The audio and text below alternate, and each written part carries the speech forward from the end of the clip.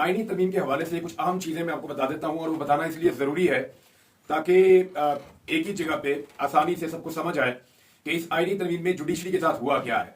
ये चंद नुकात international media पे भी आए हैं, और जब मैंने देखा तो आज बेशुमार आलमी सतह पे जो मीडिया है उन्होंने इसको छापा हुआ है, दर्जनों आलमी अखबार जरीदे, और सारे इसको नेगेटिव रिपोर्टिंग कर रहे हैं।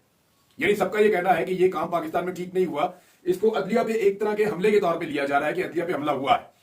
अब आप इसमें ये देखें कि एक तो जो आईनी तरमीम पास करने का तरीका है उसके ऊपर तनकीद की जा रही है कि तरीकाकार गलत था, लोगों को उठाया गया, हिरासा किया गया, लालच दी गई, फिर 63A के जरिए कैसे सहूलतकारी की गई। नंबर एक तो ये है। नंबर दो ये है कि जब तक ये आईनी तरमीम पास नहीं हो गई, इसके अंदर कौन कौन सी चीजें हैं, उन चीजों से अवाम को बेखबर रखा गया। अवाम को पता ही नहीं था कि उनके आइन के साथ क्या होने जा रहा है। तो दूसरी चीज ये है।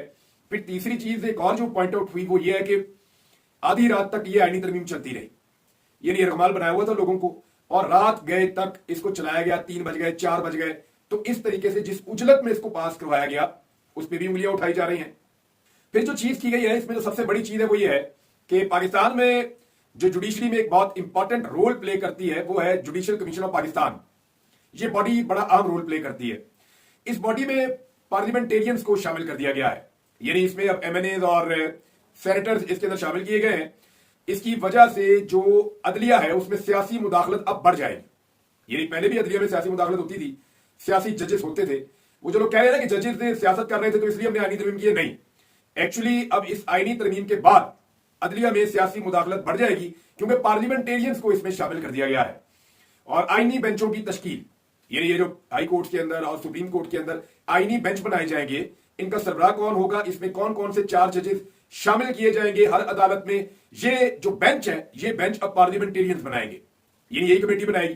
तो पार्लियामेंटेरियंस फैसला करेंगे कि कौन कहां पे जज होगा। और देखिए पार्लियामेंट का काम क्या है, कानून साजी करना, आइन साजी करना, उसकी तशरीह करना किसका काम है, सुप्रीम कोर्ट ऑफ पाकिस्तान का। तो उन्होंने आईनी बेंचेस बना दिए हैं कि जनाब ये बेंचेस अब इसकी तशरीह करेंगे। अपनी मर्जी का बेंच बनाओ, अपनी मर्जी की तरमीम करो, और अपनी मर्जी के बेंच से अपनी मर्जी की तरमीम को आगे बढ़ा दो। ये नहीं उसके अंदर कोई प्रॉब्लम ना आए। फिर चीफ जस्टिस ऑफ पाकिस्तान का जो इंतखाब है वो भी अब एक सियासी नौयत की चीज बन गया है। यानी 3 चीफ जस्टिस जो मुतवक्के होंगे उन तीनों को इस बात की मुसीबत पड़ी होगी कि हुकूमत को मेरे से ज्यादा खुश रहना चाहिए। इतने जो मिसाल के तौर पे वहां 12 मेंबर्स हैं, तो हर चीफ जस्टिस का जो उम्मीदवार है वो ये कोशिश करेगा आइंदा कि 12 में से कम 8 को वो अपने साथ खुश रख सके, या कम से कम एस्टेब्लिशमेंट और हुकूमत को जितना हो सकता है खुश रखे, ताकि मैक्सिमम मेंबर्स उनके साथ आकर खड़े हो जाएं। अच्छा, इसमें मैं आपको एक और चीज बता दूं, जो आजाद बॉडीज होती है ना, उनमें हुकूमत और अपोजिशन के कंसेंसस के साथ फैसले होते हैं। जैसे नैब है वो किसी के जरिए असर काम नहीं करता, जैसे इलेक्शन कमीशन है वो किसी के जरिए असर काम नहीं करता, जैसे निगरान हुकूमतें बनती हैं वो भी किसी के जरिए असर काम नहीं करती। तो इन चीजों के लिए अपोजिशन और हुकूमत की एक जैसी नुमाइंदगी होती है, दोनों के कंसेंसस से होता है। लेकिन यहां हुकूमत ने जो कमेटी बनाई जजेस के लिए, उसके अंदर उन्होंने एक ऐसा तनासुब रख दिया है जिसमें 2/3 भी चाहिए होगी, और तनासुब ऐसा बनाया कि वो जो चाहेंगे वो कर लेंगे। तो यहां पे 1-2 नंबरी ये भी हो गई है। एक और काम जो इसमें किया गया वारदात वो ये है कि हाई कोर्ट और सुप्रीम कोर्ट के जजों को उनकी कारकर्दगी का जायजा लेकर उनको हटाने का इख्तियार भी अब हुकूमत के पास आ गया है।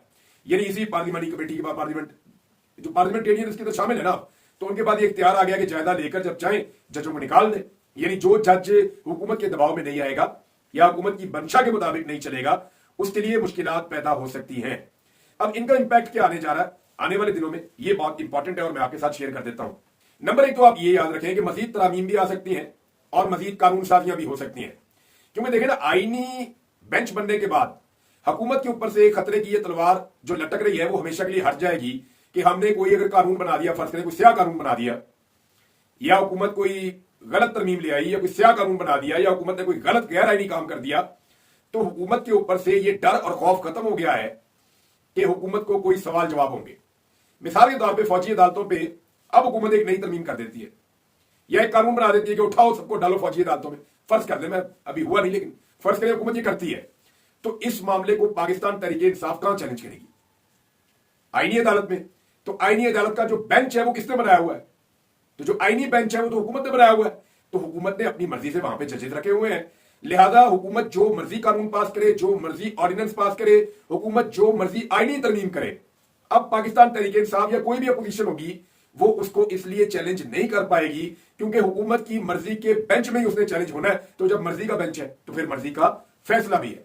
तो ये बात आप ध्यान में रखें। एक और चीज होने जा रही है, पाकिस्तान में आजादी इजहार राय पर अब तकरीबन पाबंदी लग जाएगी। एक तरह से पहले ही पाबंदी है, लेकिन मजीद लग जाएगी। हुकूमत ऐसे कानून पास करेगी जिनके बाद कोई बोल नहीं सकेगा, और जो बोलना चाहेगा उसके कॉन्सिक्वेंसेज होंगे, नतायज होंगे। मिसाल के तौर पर इस वक्त सबसे ज्यादा जो झूठ ट्वीट किया गया या झूठा प्रोपेगेंडा किया गया वो एक सूबाई वजीर है पंजाब की, उन्होंने किया है।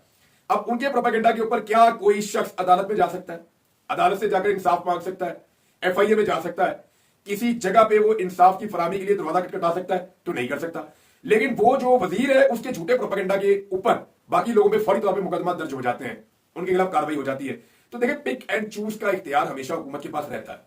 हुकूमत जब कवानीन बनाएगी आवाजों को घोंटने के लिए, लोगों के गले दबाने के लिए, आजादी इज़हार राय को दबाने के लिए, तो उस पर अमल दरामद के लिए वो सिर्फ उन लोगों को टारगेट करेगी जो हुकूमत पे तनकीद करते हैं। और जो लोग हुकूमत पे तनकीद नहीं करते वो जितनी मर्जी खिलाफ वर्जी करें, उनके खिलाफ कोई कार्रवाई भी नहीं होगी, क्योंकि पाकिस्तान में रूल ऑफ लॉ नहीं है, यहां पे पिक एंड चूज होता है। तो आजादी इज़हार राय को और जमहूरी हक जो लोगों के हैं उनको दबाने की मुकम्मल तैयारी की है। फर्ज करें कि पंजाब हुकूमत एक लॉ पास कर देती है, और पंजाब हुकूमत का लॉ ये होता है कि जी अब पंजाब में कोई भी एहतजाज कर ही नहीं सकेगा जब तक ये इलेक्शन से 2 महीने पहले तक टाइम नहीं आ जाता। यानी जब इलेक्शन आएगा तब आप एहतजाज करेंगे, उससे पहले आप एहतजाज कर ही नहीं सकते।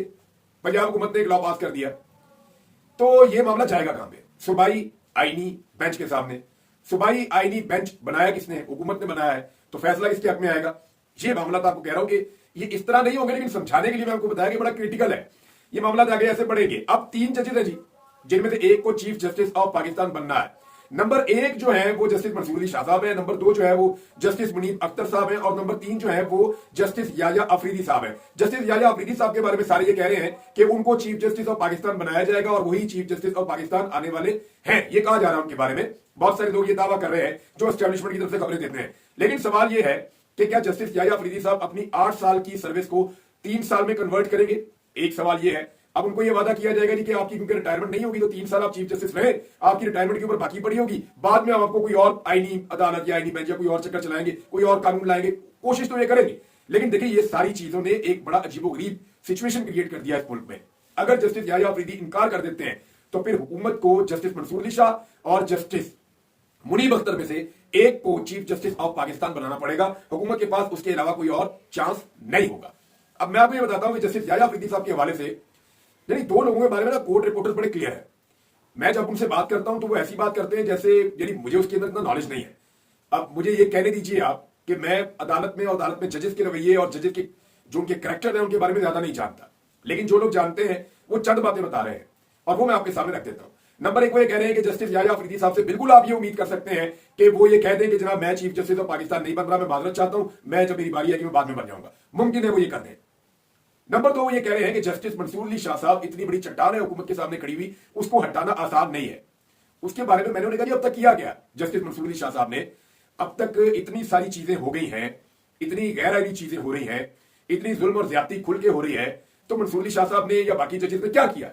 तो उन्होंने कहा जी आप अभी जानते नहीं है, जस्टिस मंसूर अली शाह साहब बहुत मजबूत है और पूरी जुडिशरी उनके पीछे खड़ी हुई है। ये क्लेम कर रहे हैं बहुत सारे जर्नलिस्ट, बहुत सारे वकील, और वो ये कहते हैं कि जस्टिस मंसूर अली शाह ही चीफ जस्टिस बनेंगे। और जिन लोगों का ये दावा है या जिन लोगों की ये ख्वाहिश थी कि इस तरमीम के जरिए से अदलिया को कमजोर करें, तो वो इसमें कामयाब नहीं होंगे। ना सिर्फ justice Mansoor Ali Shah chief justice बनेंगे बल्कि वो एक मजबूत चीफ जस्टिस भी होंगे। ये दावे फौज चौधरी साहब ने भी कहा भी, और जर्नलिस्ट है वो भी ये कह रहे हैं, जो कोर्ट रिपोर्टिंग कर रहे हैं वो भी ये कह रहे हैं, और बार बार ये बात सामने आ रही है।